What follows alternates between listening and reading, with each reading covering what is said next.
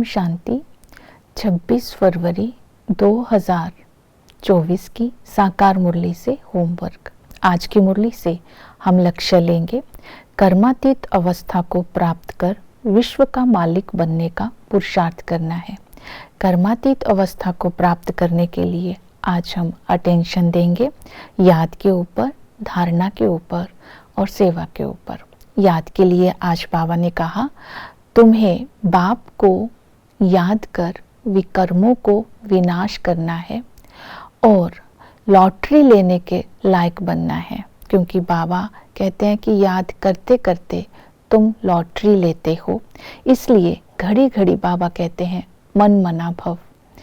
अब इस समय याद करने की मेहनत है, क्योंकि याद करना है जिसको वो विदेही है। ये स्मृति में रहे कि हमारा बाप, टीचर, सतगुरु तीनों ही विदेही है। विदेही को विदेही बनकर के ही याद करना है। याद करने वाली भी आत्मा है।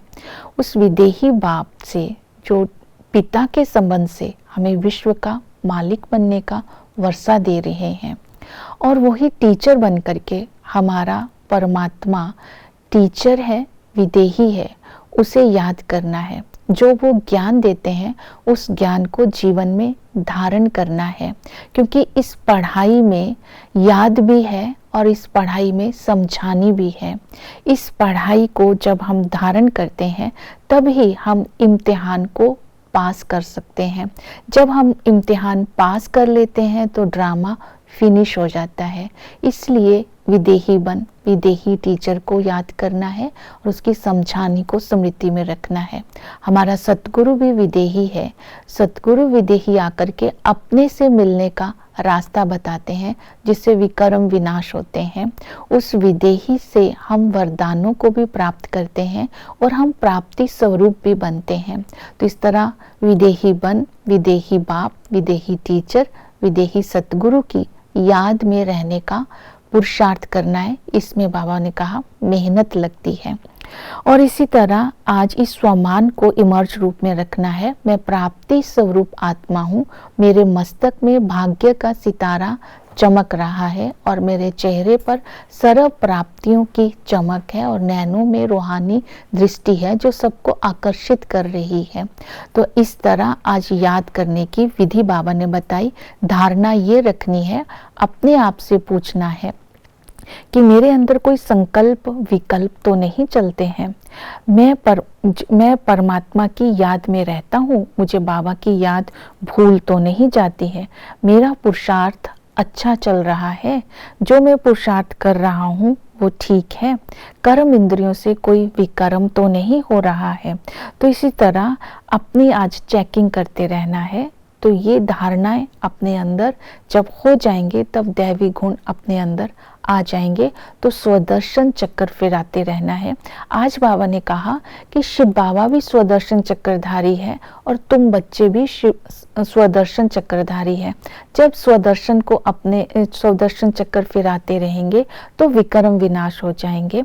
आदि में हम आत्माएं पवित्र थी, पवित्र प्रवृत्ति मार्ग था, देवता कहलाते थे। वहाँ ज्ञान की दरकार नहीं थी, वहाँ सदा ही सभी सुखी थे। और मध्य में हम पुजारी बनते हैं। रावण राज्य शुरू होता है, दुख शुरू होता है, भक्ति करते हैं और अंत में बाबा आकर के हमें समझाने देते हैं। ड्रामा के आदि मध्य अंत का राज समझाते हैं। हम ही फिर ब्राह्मण बन करके देवता बनने का, ऊंच पद पाने का, विश्व का मालिक बनने का पुरुषार्थ करते हैं। जब ये चक्र को बुद्धि में रखेंगे तो इसके साथ साथ बाबा ने कहा जब हमें समझ मिल जाती है तब हम देही अभिमानी बनने का पुरुषार्थ करते हैं कि मुझ आत्मा में 84 जन्मों का पाठ है, ये भी कुदरत है। अब ये 84 जन्मों का पाठ करके मुझे वापस जाना है। हम अशरीरी आए थे, अशरीरी बन करके जाना है। तो इस समय याद से दैवी गुणों को धारण करना है। सेवा में बताना है कि उमंग उत्साह होना चाहिए। सेवा करते समय संगठन से सेवा करनी है, तब सफलता होगी। सेवा में बताना है कि ब्रह्मा और विष्णु और कृष्ण को स्वदर्शन चक्र क्यों दिखाया गया। क्या सच में अक्कासुर और बक्कासुर को मारा है? तो ये है अपने अंदर की बुराइयों को स्व का दर्शन करके खत्म करना। तो इसका अर्थ समझाना है, ज्ञान और भक्ति का कंट्रास्ट बताना है।